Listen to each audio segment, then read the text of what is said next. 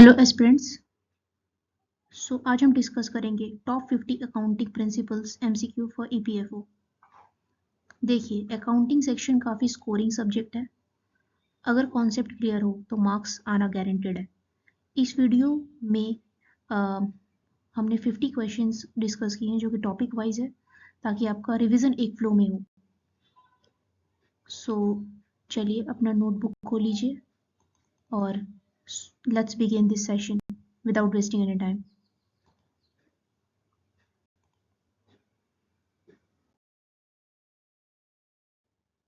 So our first topic will be basic accounting concepts and principles. इसके related जितने भी MCQs आए हैं वो सारे हम समझेंगे और इसके जितने भी ऑप्शंस है वो भी हम समझेंगे, ताकि all concepts related to this will be covered. So the first question will be, which accounting principle states that revenue should be recognized when earned and expenses when incurred, irrespective of cash flow? पहले इसका answer देख लेते हैं, फिर इसको समझेंगे। So this principle is based on accrual principle. इसका मतलब ये है कि accrual principle का मतलब है कि रेवेन्यू तब रिकॉर्ड करो जब अर्न हो और एक्सपेंसेस तब रिकॉर्ड करो जब इनक्योर हो, चाहे कैश मिला हो या ना मिला हो। जैसे कि एग्जाम्पल में, अगर आपने अक्टूबर में कोई सर्विस दी हो और उसका पेमेंट नवंबर में मिला, तो रेवेन्यू अक्टूबर में ही रिकॉर्ड होगा। तो ये है मतलब एक्यूरल प्रिंसिपल्स का। होपफुली आपको समझ में आ गया होगा। यही पॉइंट्स में लिखा है कि recognise revenue when earn and expenses when incurred irrespective of cash flow.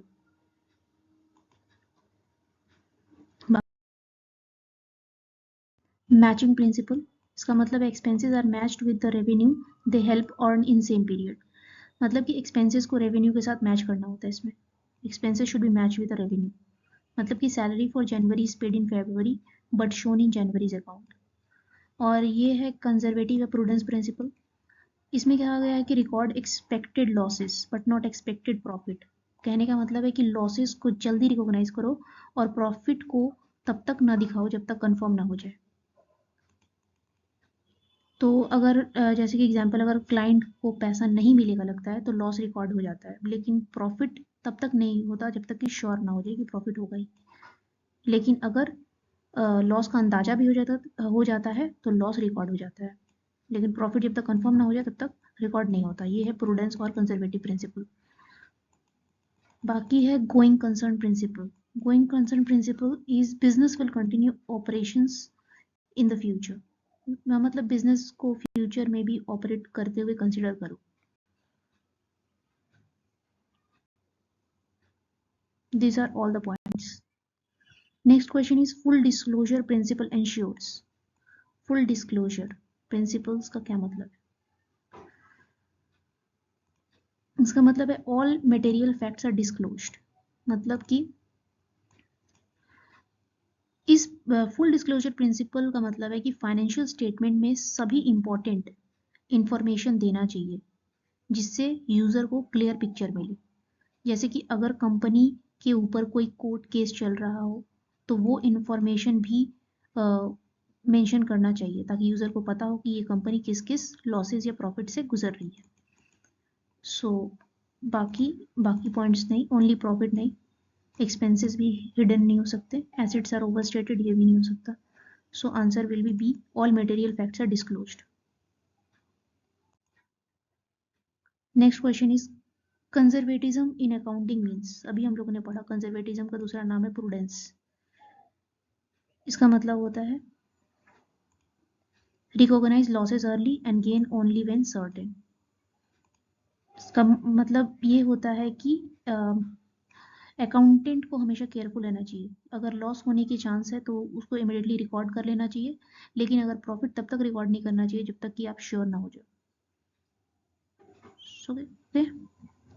सो अगर लॉस के बारे में आप डाउटफुल भी हो तो भी रिकॉर्ड होगा, और अगर प्रॉफिट के बारे में डाउटफुल हो तो रिकॉर्ड नहीं होगा। That is the all meaning of prudence and conservatism. बाकी ये सब पॉइंट्स इनवैलिड है।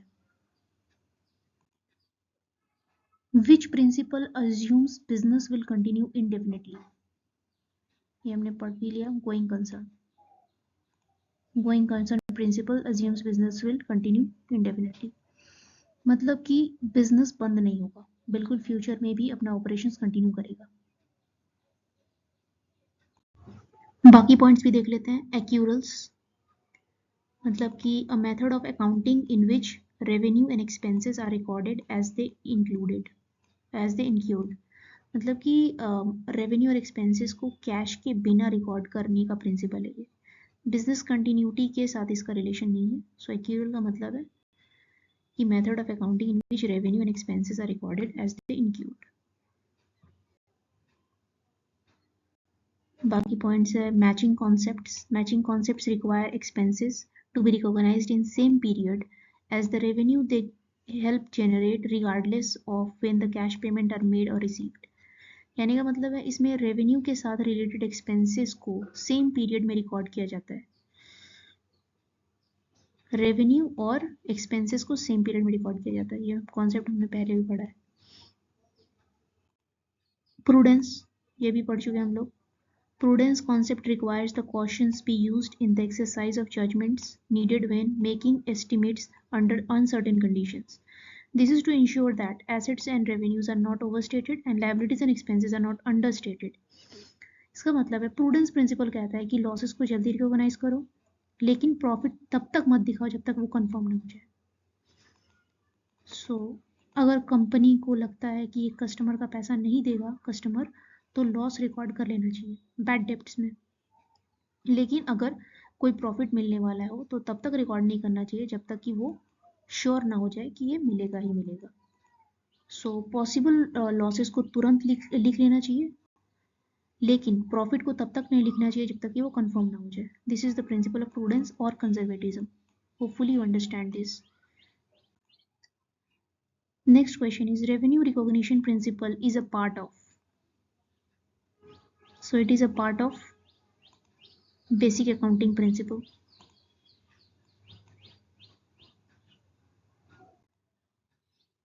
Next question, expenses should be recorded when. So expenses should be recorded when incurred. मतलब कि एक्यूरल प्रिंसिपल पे बेस है ये. एक्यूरल प्रिंसिपल जो कि हमने कुछ क्वेश्चन पहले पढ़ा. एक्यूरल प्रिंसिपल कहते हैं कि एक्सपेंसेस जब रिकॉर्ड करना चाहिए तब वो एक्चुअली हो गया हो, इंक्वायर हो गया हो. मतलब कि कहने का मतलब है कि अगर अक्टूबर में इलेक्ट्रिसिटी यूज हुआ और बिल नवंबर में पे हुआ, लेकिन एक्सपेंस तो अक्टूबर में ही रिकॉर्ड हुआ. सो this is the all about inquired का मतलब, और एक्यूरल प्रिंसिपल पे ये बेस्ड है. पेड इन कैश ये गलत है, पेड इन कैश नहीं होगा. कैश पेमेंट होने पर एक्सपेंस रिकॉर्ड करना कैश बेसिस अकाउंटिंग कहता है, लेकिन मॉडर्न अकाउंटिंग तो एक्यूरल बेसिस पे फॉलो होता है. सो ये नहीं होगा. ईयर एंड भी गलत है. ईयर एंड पर रिकॉर्ड नहीं होता ये. वो हर पीरियड में रिकॉर्ड होता है जब वो इंक्वायर होता है, ताकि प्रॉफिट लॉस सही कैलकुलेट हो. बाकी प्रॉफिट इज कैलकुलेटेड ये भी गलत है. एक्सपेंसेस को प्रॉफिट निकालने के बाद रिकॉर्ड नहीं करते, पहले एक्सपेंसेस रिकॉर्ड करते हैं फिर प्रॉफिट कैलकुलेट होता है. So answer will B include. Expenses should be recorded when include. Okay, so which principle guides that asset should be recorded at cost. कौन सा प्रिंसिपल गाइड करता है कि एसेट्स को कॉस्ट में ही रिकॉर्ड करना है. So it's cost principle. Cost principle का मतलब है कि एसेट्स और लायबिलिटीज को उनका ओरिजिनल कॉस्ट या परचेज प्राइस पर ही रिकॉर्ड करना चाहिए, ना कि मार्केट वैल्यू पर. मतलब कि जो पैसा एक्चुअली दिया गया हो वही वैल्यू बुक में लिखा जाना चाहिए. जैसे कि अगर कंपनी ने एक मशीन 5 लाख में खरीदा तो बैलेंस शीट में उसका वैल्यू 5 लाख ही दिखाया जाएगा, चाहे उसकी मार्केट वैल्यू बाद में 6 लाख हो गई हो या फिर. तो ये प्रिंसिपल इंश्योर करता है कि अकाउंटिंग रिकॉर्ड्स ऑब्जेक्टिव और वेरिएबल रहे, मतलब रियल फैक्ट्स पर बेस्ड हो, ना कि गेस वर्क पर. कंजर्वेटिज्म अभी हमने पढ़ा, मैचिंग भी पढ़ लिया. Revenue is nothing to know about. So cost principle यही था कि assets and liability should be recorded at the original cost. Machine 5 lakh में परचेज हुआ है तो बैलेंस शीट में 5 ही लाख होगा. की points recorded original cost, no adjustment on market value changes, help in maintain accuracy and consistency. So hopefully the point is clear. Let's move to the next question. The dual aspect concept is the basis for. Dual aspect concept क्या है? It's a dual entry system. It's a dual entry system, that's it. Nothing to know more. Again, prudence. Prudence principle is also called. Lecture सही से सुना होगा आपने तो बिल्कुल ही आसानी से आप आंसर दे देंगे. So it's based on conservatism. Prudence का दूसरा नाम कंजर्वेटिज्म भी है. The prudence concept requires that caution will be used in the exercise of judgments needed when making estimates under uncertain conditions. This is to ensure that assets or revenue are not overstated and liabilities and expenses are not understated. Basically simple word में समझाया जाए तो prudence principal कहता है कि losses को जल्दी recognise करो, लेकिन प्रॉफिट तब तक मत दिखाओ जब तक कि कंफर्म ना हो जाए. सो अकाउंटेंट को हमेशा केयरफुल और कॉशियस होना चाहिए. Accrual we have read, matching read, going concern भी पढ़ चुके हैं. Next question. materiality concept requires minor facts can be ignored. ये एक स्टैटिक टाइप क्वेश्चन है, बस इतना ही. ये क्वेश्चन आ गया तो ये आप टिक कर देना. बाकी nothing to know more in this question. Let's move to the next question. So this is chapter 2. इसमें journal, ledger, trial balance, adjustment के बारे में जितने भी कॉन्सेप्ट्स है वो सारे कवर करेंगे. सो let's move. So the next question is if the credit purchase is omitted from the book, trial balance will. अगर क्रेडिट परचेज को बुक से हटा दिया जाए तो ट्रायल बैलेंस को क्या कहेंगे? Trial balance will remain balanced, उसमें कोई चेंजेस नहीं आएगा. कहने का मतलब है कि अगर क्रेडिट परचेज पूरी तरह ही मिस हो गया हो, मतलब रिकॉर्ड ही नहीं हुआ हो, तो डेबिट साइड, परचेज अकाउंट और क्रेडिट साइड दोनों में एंट्री नहीं हुआ होगा, इसलिए दोनों साइड इक्वली रहेगा. So there will be no change और ट्रायल बैलेंस फिर भी बैलेंस ही रहेगा. So this was the. अगर एग्जांपल में बताया जाए तो अगर परचेज 10,000 का था पर एंट्री नहीं हुआ है तो कोई इफेक्ट नहीं हुआ दोनों साइड पर, ट्रायल बैलेंस ही रहेगा. यही है कॉन्सेप्ट ट्रायल बैलेंस का. अगर क्रेडिट परचेज हटा दिया जाए तो if credit purchase is omitted from the book, the trial balance will have no change and it will remain balanced. Okay. Suspense account is used when. Suspense account कब use होता है? So it's used for balancing trial balance temporarily. इसका मतलब है कि जब trial balance tally नहीं करता, मतलब डिफरेंस आ जाता है उसमें और रीज़न तुरंत नहीं मिलता, तब हम डिफरेंस अमाउंट को सस्पेंस अकाउंट में डाल देते हैं टेम्पोररली, परमानेंटली नहीं. बाद में जब गलती मिल जाती है तो सस्पेंस अकाउंट क्लोज हो जाता है. जैसे कि ट्रायल बैलेंस में 500 रुपये का डिफरेंस है तो सस्पेंस अकाउंट में 500 रुपये लिख देते हैं जब तक कि एरर नहीं मिल जाए. तो ये है whole system of suspense account. बाकी रिकॉर्डेड एक्सपेंसेस ये गलत है, ये नहीं होगा, ये गलत है. सो ये गलत है क्योंकि एक्सपेंसेस को एक्सपेंस अकाउंट में रिकॉर्ड किया जाता है, रिकॉर्डेड एक्सपेंसेस को, नॉट कि ट्रायल बैलेंस. एडजस्टिंग डेप्रिसिएशन को डेप्रिसिएशन अकाउंट में यूज किया जाता है. बाकी तो आंसर होगा balancing trial balance. Correcting an error of omission requires. So it requires adjusting journal entry. Leisure posting refers to, first of all ledger का क्या मतलब होता है? लेजर अकाउंटिंग का मेन बुक होता है जहां सभी ट्रांजैक्शंस को अकाउंट वाइज लिखा जाता है। ये जर्नल के बाद आता है, मतलब जर्नल में जो एंट्रीज होती हैं उनको लेजर में पोस्ट कर दिया जाता है। और लेजर को बुक ऑफ ऑल अकाउंट्स भी बोलते हैं। यहाँ हर अकाउंट जैसे कैश, सेल, परचेज, रेंट को डिटेल में रिकॉर्ड किया जाता है। सो फिर आपको लेजर पोस्टिंग समझ में आ गया होगा। और लेजर पोस्टिंग किसे कहते हैं? Refers to transferring entries from journal to ledger. मतलब कि जर्नल में जो एंट्रीज होती हैं उनको लेजर में पोस्ट कर दिया जाता है। तो यही मतलब है from journal to ledger. Answer is A.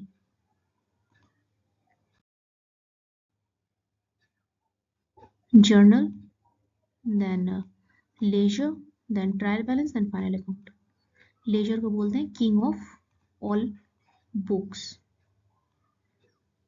Because it's the purpose of laser.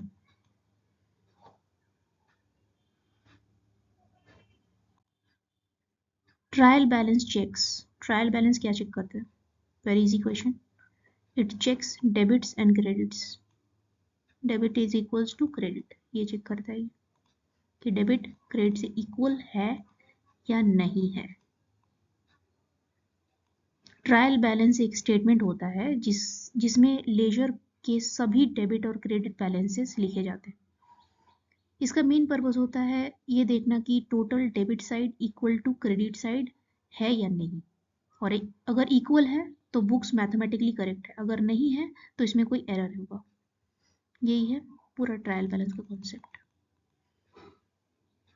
Assets नहीं होगा, एसेट्स इक्वल टू लायबिलिटी नहीं, ये बैलेंस शीट चेक करता है। ये एसेट्स इक्वल टू लायबिलिटी, ये ट्रायल बैलेंस नहीं, ये बैलेंस शीट्स में लिखा होता है कि एसेट इक्वल टू ट्रायल क्या बोलते हैं, assets are equal to liability, ये बैलेंस शीट में लिखा होता है ना कि ट्रायल बैलेंस में। और प्रॉफिट लिखा होता है प्रॉफिट एंड लॉस अकाउंट में।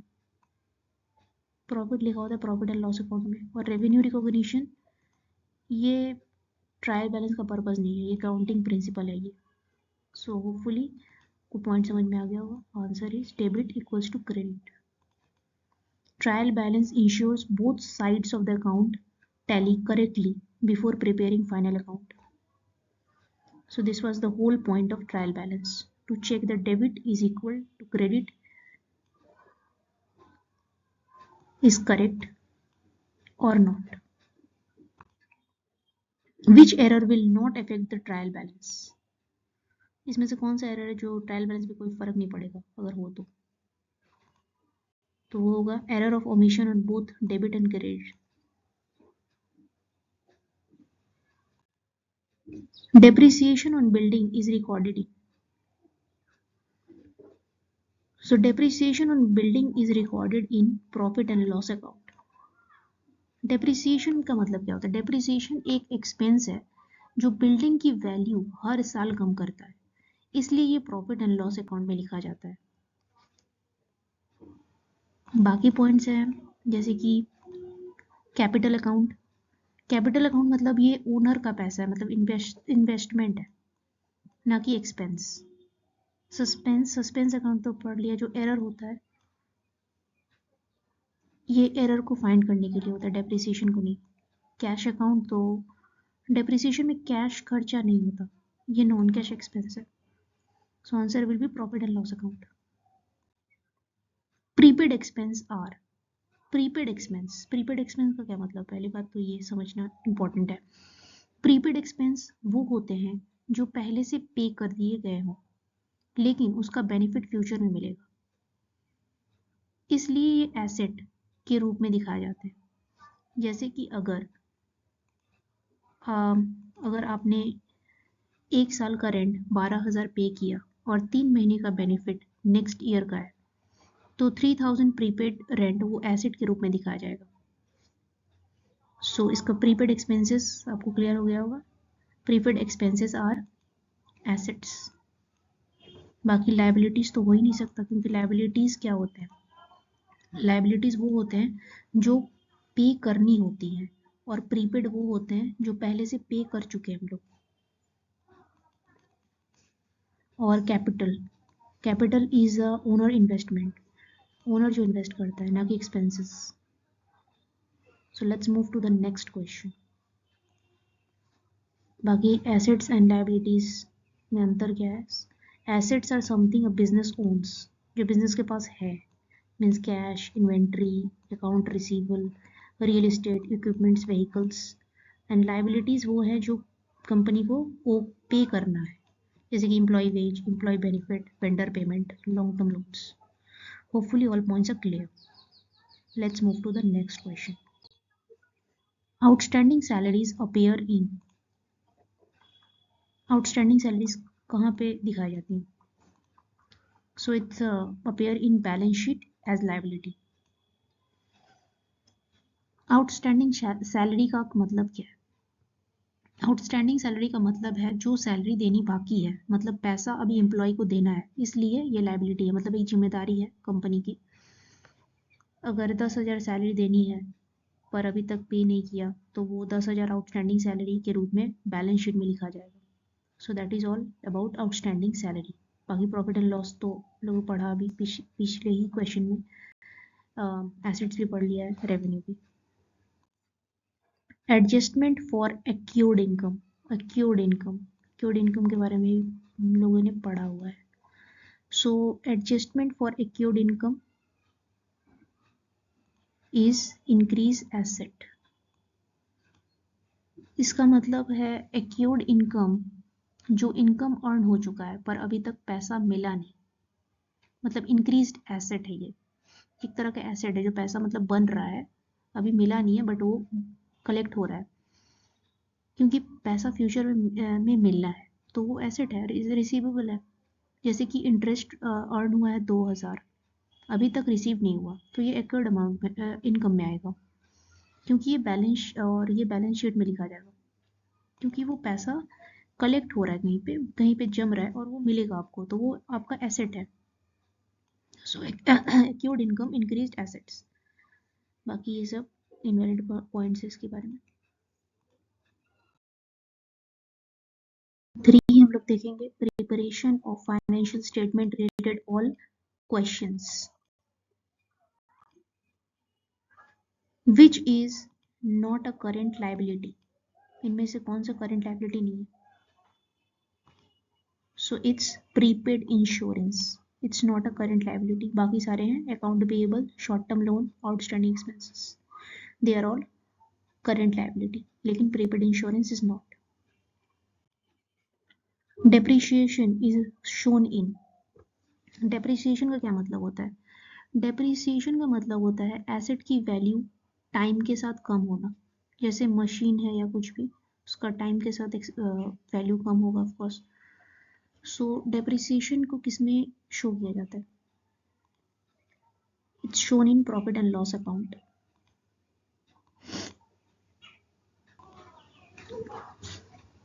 डेप्रिसिएशन एक एक्सपेंस होता है, इसके लिए प्रॉफिट एंड लॉस अकाउंट में एक्सपेंस साइड में लिखा जाता है, ये प्रॉफिट को कम करता है। जैसे अगर मशीन 50,000 की है और उस पर 5,000 का कॉस्ट लगा है, तो प्रॉफिट एंड लॉस में 5,000 डेप्रिसिएशन एक्सपेंस लिखा जाएगा। होपफुली कॉन्सेप्ट समझ में आ गया होगा डेप्रिसिएशन का। बाकी एसेट्स तो हमने कितनी बार पढ़ लिया और लायबिलिटीज भी कितनी बार पढ़ लिया। Proposed dividend appear in, proposed dividend किस में दिखाया जाता है? So it appear in current liability.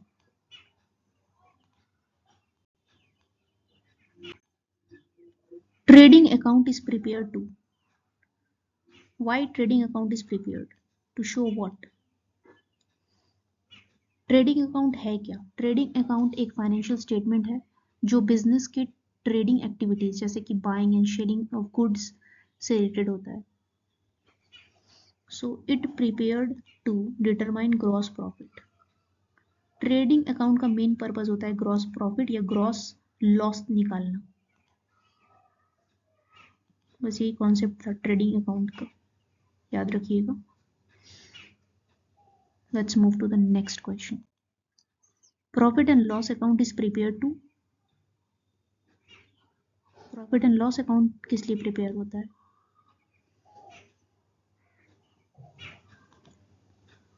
To show net profit.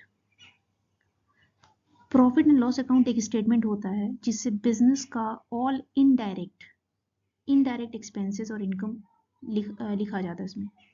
ये हमें बताता है कि बिजनेस ने नेट प्रॉफिट कितना या नेट लॉस कितना हुआ है, कितना कमाया, कितना हुआ है। सो ये नेट प्रॉफिट या नेट लॉस होता अगर तो ये भी हो जाता आंसर।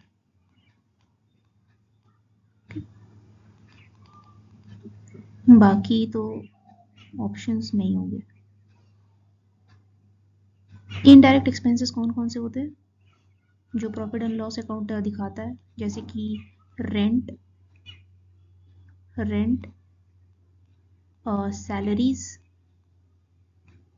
सैलरीज, एडवर्टाइजमेंट्स, ये सारे होते हैं इनडायरेक्ट एक्सपेंसेस जो कि प्रॉफिट एंड लॉस अकाउंट में शो किए जाते हैं। Balance sheet shows, very important question, this is very important. Balance sheet shows assets and liabilities. Balance sheet का मतलब क्या होता है? बैलेंस शीट एक फाइनेंशियल स्टेटमेंट होता है जो बिजनेस की फाइनेंशियल पोजीशन दिखाता है। मतलब बिजनेस के पास क्या एसेट्स हैं, मतलब क्या प्रॉपर्टीज हैं, और उसकी लाइबिलिटीज मतलब जिम्मेदारियां क्या है। एसेट्स और लाइबिलिटीज क्या है। बाकी प्रॉफिट तो प्रॉफिट एंड लॉस अकाउंट में दिखाया जाता है। Expenses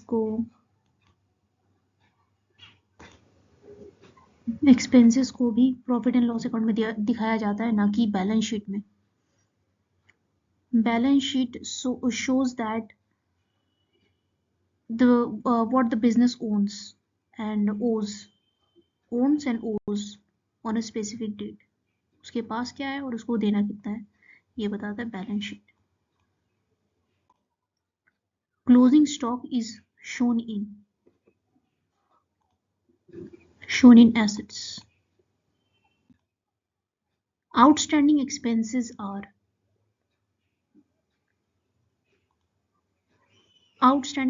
are liabilities. Outstanding expenses का मतलब है जो खर्चा हो गया है पर अभी तक पे नहीं हुआ, इसलिए ये लाइबिलिटी होती है, क्योंकि हमें ये पैसा फ्यूचर में देना होता है। जैसे कि कंपनीज को देना होता है ये पैसा फ्यूचर में, इसलिए लाइबिलिटीज में आती है। जैसे कि सैलरी देनी थी 5000 पर अभी तक दी नहीं, तो ये आउटस्टैंडिंग सैलरी में जाएगा, बकाया में।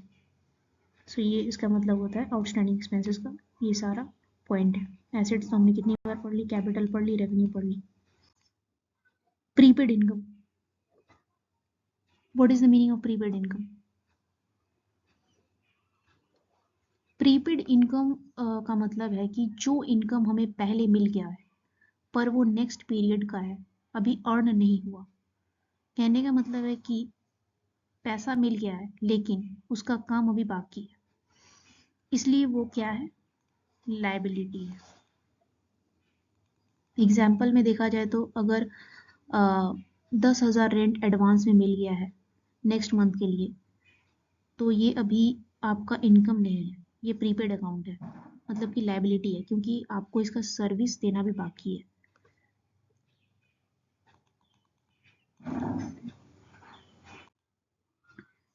Adjusting entry for accrued income, इसका आंसर पहले से टिक किया हुआ है। Adjusting entry for accrued income is debit assets, credit income. Accrued income ने बहुत बार पढ़ लिया, फिर भी रिवाइज कर लेते हैं। एक्यूर्ड इनकम का मतलब है जो इनकम हमने अर्न कर ली है पर अभी तक पैसा मिला नहीं है, मतलब कि काम हो गया है लेकिन पेमेंट बाद में मिलेगा, इसलिए ये एसेट होता है। फ्यूचर में पैसा मिलने वाला है, ना कि हम देने वाले हैं। सो एक एक्यूर्ड है, ये एसेट है हमारा।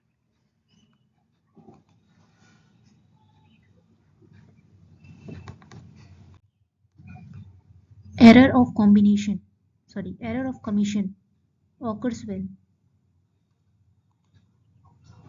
It's occur when correct amount, wrong account. B. Error of omission affects. What does the error of omission affects? It affects only account involved. जो भी अकाउंट इससे इन्वॉल्व होते हैं उसको ही इफेक्ट करता है, बाकी किसी को नहीं. Compensating error. What is compensating error? Balance, trial balance. Suspense account is cleared when. Suspense account होता क्या है? सस्पेंस अकाउंट एक टेम्पररी अकाउंट होता है जिसमें हम वो एंट्रीज लिखते हैं जिनके बारे में हमें थोड़ा डाउट होता है, मतलब अभी श्योर नहीं होते कि ये अमाउंट किस अकाउंट में जाएगा, तो वो होता है सस्पेंस अकाउंट. बाकी it is cleared when error located, like error मिल जाता है तो ये फिर हम सस्पेंस अकाउंट क्लोज कर देते हैं. That is all concept. यही है, book keeping account in which entries can be recorded temporarily before being permanently allocated to proper account. That was the whole concept. Posting wrong amount to leisure is, अगर हम laser में wrong amount लिख देते हैं तो वो क्या होता है? वो होता है error of commission.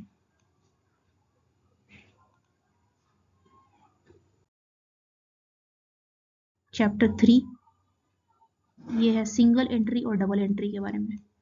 First of all single entry का मतलब क्या है? सिंगल एंट्री सिस्टम एक ऐसा सिस्टम है जिसमें हर ट्रांजैक्शन का सिर्फ एक ही पार्ट लिखा जाता है, या तो क्रेडिट या तो डेबिट. दोनों पार्ट नहीं लिखा जाता, सिर्फ एक साइड लिखा जाता है, या तो पैसा आया या तो गया. इसमें पूरा डिटेल नहीं होता. मान लो रंजीत ने 5,000 का कोई चीज़ खरीदा, तो वो सिर्फ वही लिखेगा कि कैश रिसीव्ड, बाकी कुछ नहीं. दिया कितना, कुछ डेबिट नहीं, ओनली रिसीव्ड लिखेगा. तो वो सेल अकाउंट नहीं लिखेगा. यही सिंगल एंट्री है. इसमें प्रॉफिट लॉस या बैलेंस ये सही से पता नहीं चलता, क्योंकि रिकॉर्ड ही इनकम्प्लीट होता है, तो कहाँ से पता चलेगा? ओनली क्रेडिट लिखा होता है या तो डेबिट लिखा होता है. ये सिंगल एंट्री का मतलब. बाकी डबल एंट्री में दोनों कुछ लिखा होता है. डबल एंट्री का मतलब होता है एक ऐसा अकाउंट जिसमें हर ट्रांजेक्शन के दोनों पार्टी के होते हैं, डेबिट भी और क्रेडिट भी. मतलब हर ट्रांजेक्शन के दो इफेक्ट होते हैं, एक जगह पैसा आता है तो दूसरी जगह जाता है. तो डबल एंट्री सिस्टम से बिजनेस का ट्रू प्रॉफिट एंड लॉस और फाइनेंशियल पोजीशन क्लियरली पता चल जाता है, लेकिन सिंगल एंट्री से ये पता नहीं चलता. So this was the whole concept of single and double entry. Hopefully आपको पता चल गया होगा, और इससे रिलेटेड सारे आंसर्स आप आराम से दे देंगे. Let's see the questions. Single entry system does not maintain. Single entry system में क्या मेंटेन नहीं होता?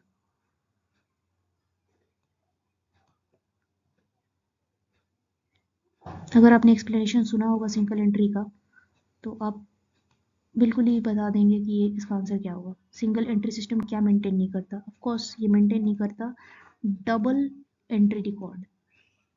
इसमें सिर्फ सिंगल ही सब कुछ होता है, डबल कुछ नहीं. Double entry system is based on dual aspect principle. Conversion from single entry to double entry requires, अगर सिंगल एंट्री को डबल एंट्री बदलना हो तो उसे क्या लगेगा? उसमें लगेगा preparing opening capital. Which account is missing in single entry? Single entry में कौन सा अकाउंट मिसिंग होता है? सो परचेज, एक्सपेंस एंड ड्रॉइंग, तीनों अकाउंट मिसिंग होता है सिंगल एंट्री में. ये सारे होते हैं डबल एंट्री में. ये सारे पॉइंट्स मेंशन होते हैं डबल एंट्री में, ना कि सिंगल में. सिंगल में कोई भी पॉइंट्स मेंशन नहीं होता. Under single entry trial balance can not be prepared, क्योंकि सिर्फ क्रेडिट या डेबिट का इंफॉर्मेशन होता है, हाफ इंफॉर्मेशन से कुछ प्रिपेयर नहीं होता. That's why trial balance is always incomplete and it cannot be prepared.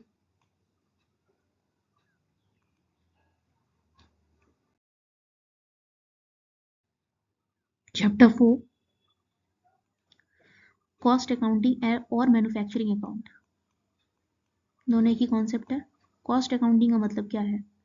Cost accounting एक ऐसा अकाउंटिंग सिस्टम है जिसमें हम प्रोडक्ट या सर्विस बनाने की कॉस्ट या खर्चे को रिकॉर्ड करते हैं। कॉस्ट अकाउंटिंग का मतलब है चीज़ बनने में कितना पैसा लग रहा है और उससे प्रॉफिट कैसे बढ़ाया जा सके। जैसे एक कंपनी पेन बनाती है तो उसमें रॉ मटेरियल कितना लग रहा है, लेबर का कॉस्ट कितना है, फैक्ट्री एक्सपेंसेस कितना लग रहा है, ये सब ढूंढने का काम कॉस्ट अकाउंटिंग में होता है। और इसका मेन ऑब्जेक्टिव होता है कि प्रोडक्ट का टोटल कॉस्ट निकालना, अननेसेसरी एक्सपेंसेस कंट्रोल करना, सेलिंग प्राइस को फिक्स करना और प्रॉफिट इंक्रीज करना। सो होपफुली कॉस्ट अकाउंटिंग का सारा कॉन्सेप्ट आपको समझ में आ गया होगा। इससे रिलेटेड आप सारे आंसर्स दे देंगे। Let's move to the questions. So prime cost equals to, prime cost का मतलब क्या है? प्राइम कॉस्ट का मतलब होता है प्रोडक्ट बनाने में डायरेक्टली लगने वाली मेन कॉस्ट, मतलब direct material, direct labour, direct expenses का टोटल कॉस्ट। जैसे कि एक कंपनी एक चेयर बनाती है, उसमें लकड़ी का इस्तेमाल होता है जो कि मान लीजिए 500 का है। कारपेंटर का वेज लगता है, उसे पैसा देना पड़ता है, वो भी डायरेक्ट लेबर का कॉस्ट है, उसमें 300 लगता है। ग्लू लगता है, बाकी कीलें लगती हैं, वो भी डायरेक्ट एक्सपेंसेस में आता है, उसमें समझ लीजिए 50 रुपीज़ लग गया। तो टोटल प्राइम कॉस्ट कितना आया? 500 लकड़ी का, कारपेंटर का 300 और कीलों का और ग्लू का 50, तो टोटल 850 रुपीज़ हो गए। तो ये हो गया डायरेक्ट एक्सपेंसेस और इसी को बोलते हैं प्राइम कॉस्ट। जो भी डायरेक्ट कॉस्ट लग रहा है वो प्राइम कॉस्ट है। तो इसमें कौन सा ऑप्शंस में ऐसा डायरेक्ट लिखा हुआ है? इसमें सिर्फ लिखा हुआ है डायरेक्ट मटेरियल ओनली, तो ये टिक मत कर दीजिएगा। इसमें सिर्फ ओनली लिखा हुआ ही नहीं होगा, लेबर ओनली नहीं, हमें सारे कॉस्ट मिला के प्राइम कॉस्ट होते हैं। सो answer will B direct material plus direct labour, ये होता है prime cost. Factory overhead includes, factory overhead का मतलब क्या होता है? फैक्ट्री ओवरहेड का मतलब होता है वो डायरेक्ट इनडायरेक्ट एक्सपेंसेस जो फैक्ट्री में प्रोडक्ट में यूज होते हैं। जैसे कि फैक्ट्री के सारे छोटे छोटे खर्चे जो डायरेक्टली प्रोडक्ट पे नहीं लगते, जैसे कि फैक्ट्री का रेंट, फैक्ट्री का इलेक्ट्रिसिटी बिल, सुपरवाइजर की सैलरी, मशीन का रिपेयर और मेंटेनेंस का कॉस्ट, बाकी फैक्ट्री का क्लीनिंग जो एक्सपेंसेस होते हैं, फैक्ट्री का इंश्योरेंस, ये सारे ओवरहेड कॉस्ट में आते हैं। सो इसका आंसर क्या हो सकता है? आंसर है indirect expenses. So indirect expenses are the factory overhead costs. बाकी तो डायरेक्ट तो आ ही नहीं सकता इसमें, क्योंकि ये सारे इनडायरेक्ट रिलेटेड होते हैं। और डायरेक्ट तो आपको पता ही है, हमने पिछले क्वेश्चन में ही पढ़ा, प्राइम कॉस्ट में आता है ये। Prime cost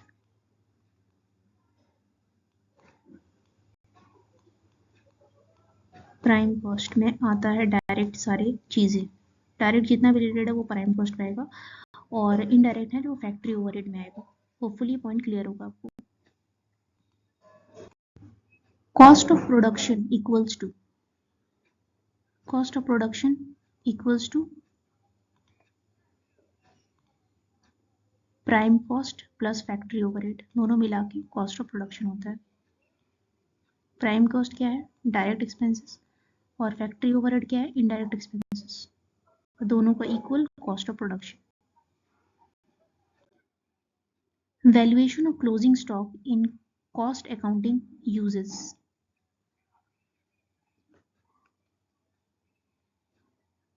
so it uses FIFO। FIFO का फुल फॉर्म होता है first in first out. FIFO का मतलब है कि ये एक मेथड है जिसमें कि पहले जो गुड्स परचेज हुए हैं वो पहले सेल हो जाएंगे। और एक और है लीफो। लीफो का मतलब होता है कि लास्ट इन फर्स्ट आउट। इस मेथड में जो गुड्स सबसे लास्ट में आए हैं वो पहले सेल और यूज किए जाएंगे, इसका ये मतलब होता है। So hopefully the concept is clear about FIFO and LIFO, and the cost accounting uses FIFO method, first in first out. Direct labor is, Direct labor is a labor in production.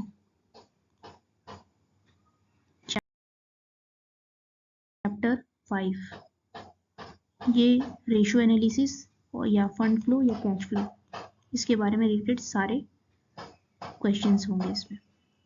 Ratio analysis का मतलब है कि financial statement के numbers का use करके company की health और performance check करना। ये फाइनेंशियल स्टेटमेंट को चेक करती है और इससे पता करती है कंपनी लॉस में जा रही है या प्रॉफिट में जा रही है, लॉस में जा रही है, सब कुछ पता करती है रेशियो एनालिसिस से। सो प्रॉफिट कितना हो रहा है, शॉर्ट टर्म पैसा पे करने की एबिलिटी कितनी है कंपनी की, एसेट और रिसोर्सेज का यूज कितना है, लॉन्ग टर्म डेब्ट्स और स्टेबिलिटी है या नहीं, ये सारे मतलब है रेशियो एनालिसिस का। सो इससे रिलेटेड सारे पॉइंट्स चलिए देख लेते हैं questions. Current ratio equals to, it's equal to current asset divided by current liability.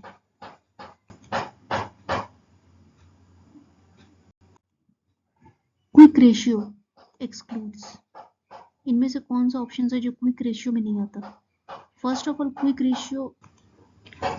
Ratio का मतलब है कि कंपनी के पास कितनी जल्दी कैश है, इजीली कैश में कन्वर्ट होने वाला एसेट है, या शॉर्ट टर्म डेब्ट पे करने के लिए कितना कैश है उस कंपनी के पास। क्विक रेशियो में आता है कैश, रिसीवेबल्स, बैंक बैलेंस, लेकिन इन्वेंट्री नहीं आता। इन्वेंट्री इसमें नहीं आता, क्विक रेशियो में इन्वेंट्री नहीं आता, क्योंकि इन्वेंट्री तुरंत कैश में कन्वर्ट नहीं कर सकते आप। प्रीपेड एक्सपेंसेस भी नहीं आता और अदर लिक्विड करंट एसेट भी नहीं आता। जो भी आप करेंटली कैश में कन्वर्ट कर सकते हैं वो क्विक रेशियो में आएगा, बाकी जो नहीं कर सकते वो नहीं आएगा। So inventory does not include in quick ratio, so the answer will be A. Depth minus equity, equity ratio equals to, it equals to depth divided by equity. Depth equity ratio से पता चलता है कि company में depth और owner's fund का ratio कितना है, मतलब कंपनी कितना पैसा लोन से और कितना अपना कैपिटल से चल रही है। Fund flow statement shows, fund flow होता क्या है? फंड फ्लो है एक कंपनी का फंड जो एक बैलेंस शीट से दूसरे बैलेंस शीट पे ट्रांसफर होता है, वो होता है fund flow. So fund flow statement shows sources and applications of fund, कहाँ से फंड आया, कहाँ जा रहा है, पैसे के आने जाने, और सिर्फ कैश ही नहीं, पूरा वर्किंग कैपिटल के बारे में ये जानकारी देता है fund flow. Cash flow from operating activities include, so it include revenue, receipts.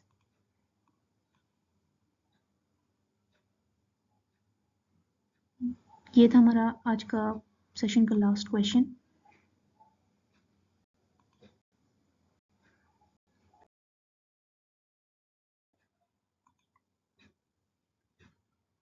देखिए दोस्तों, अकाउंटिंग इतना टफ नहीं होता जब समझ कर पढ़े तो। होपफुली आज के क्वेश्चंस ने आपका कॉन्सेप्ट और कॉन्फिडेंस दोनों ही स्ट्रॉन्ग कर दिए होंगे। अब नेक्स्ट स्टेप है कि प्रैक्टिस और कंसिस्टेंसी। अगर आपको एफर्ट्स अच्छे लगते हो तो एक लाइक ज़रूर कीजिएगा और चैनल को सब्सक्राइब कर लीजिएगा ताकि नेक्स्ट रिवीजन वीडियो आप मिस ना करें। Thank you for watching.